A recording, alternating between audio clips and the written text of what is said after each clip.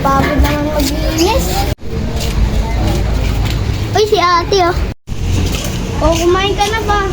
Dumamay ka na naman sa kaibigan mo. Dami mo sinasabi, porque tate lang kita.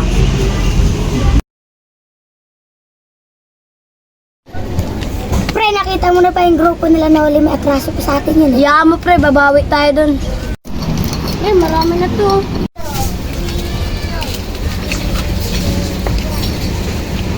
Uy, sakto, maraming kalakal dito.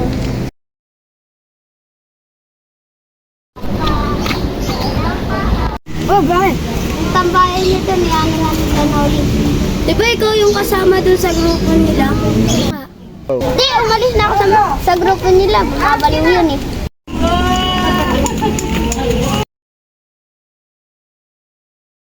Dami nito para magkakapera na naman kami ah. Wala naman dito eh.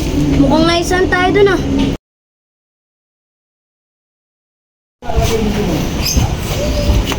Oh, saan ka na naman pupunta?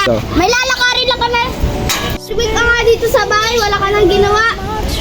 Anong pakay mo?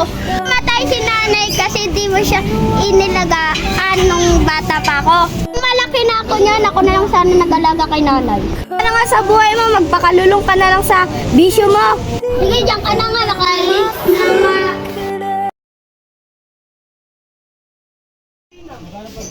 Kanina ba kayo dito? Oo, kanina pa kami dito eh. Umalis na tayo dito. Baka makita tayo ng grupo nila Elam. Nantrato ka pa dun, di ba?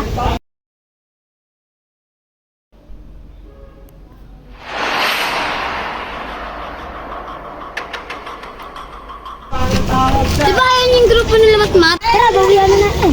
Ano yung mga kaway niya dito? Tara, tara.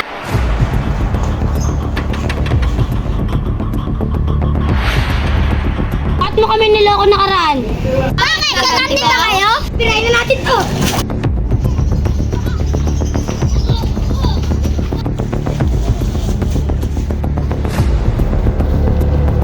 Ngayon tayo nagharap, babawihan kita. Sige. My trust is without borders.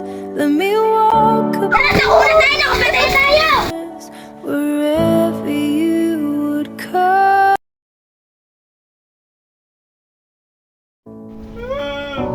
Spirit lead me where my trust Ilang araw na rin pala nabuhol yung kapatid ko kung nakinig lang siya sa akin. upon the waters. Hindi, nauli na yung pumatay kay Matmat. Kahit nauli pa yun, hindi mababalik buhay ng kapatid ko. My feet could ever wander, and my faith would be made stronger in the presence of my